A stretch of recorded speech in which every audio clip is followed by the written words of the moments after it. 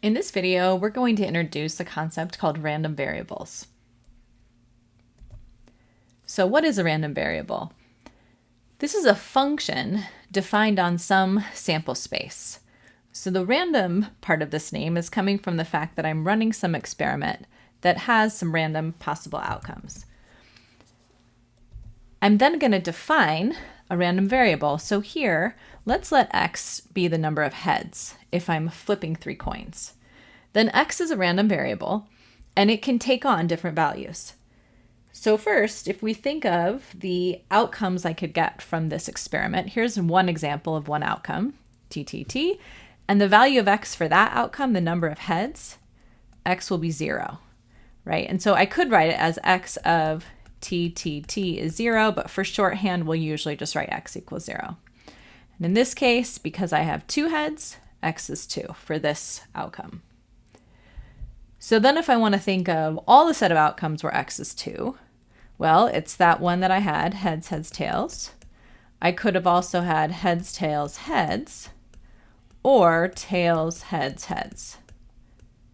And that's the event where x is 2. So now I can talk about the probability that x is 2, because really what I'm going to do is count the number of ways that could happen, so really the cardinality of this set, which is 3, out of the total number of outcomes. So number of ways x can equal 2 over total number of outcomes. Total number of outcomes, which in our case, because I have heads and tails, I have 2 possible outcomes for each flip, and I'm doing it 3 times. So I'm getting 8. So just to clarify, so far up until now, we've been working with events, where I would say the event is that you get 2 heads out of 3 when you flip a coin 3 times, that is. Random variables are more general than events.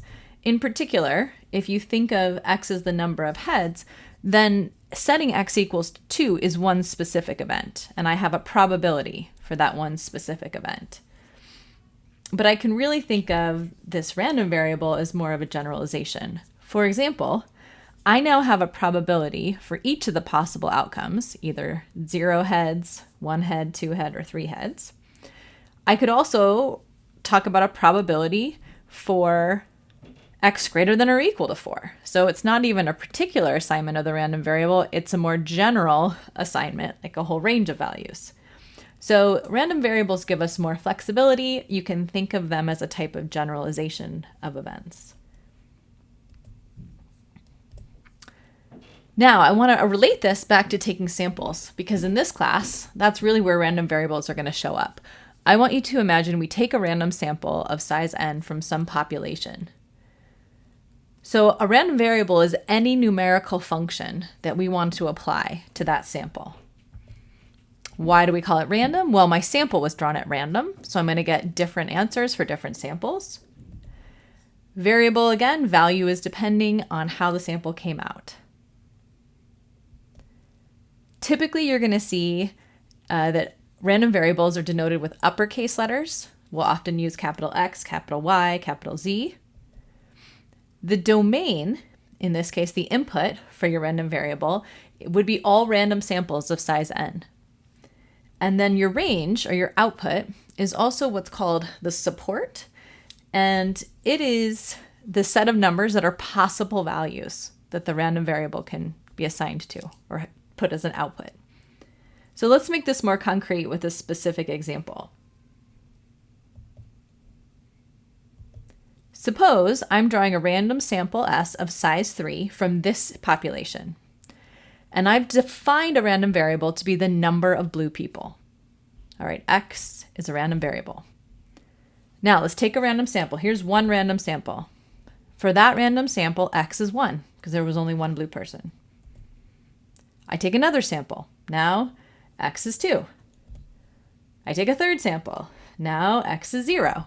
And so you can see that I now can think about what are all the ways that X could be 2? What are all the ways that X could be 0? What are all the possible outcomes? How many different groups of 3 people could I get from this? And that is going to lead me to then coming up with a distribution for x. So what is the probability that x ends up being 2 versus 0 versus 1 versus 3? This is going to lead us to defining discrete random variables.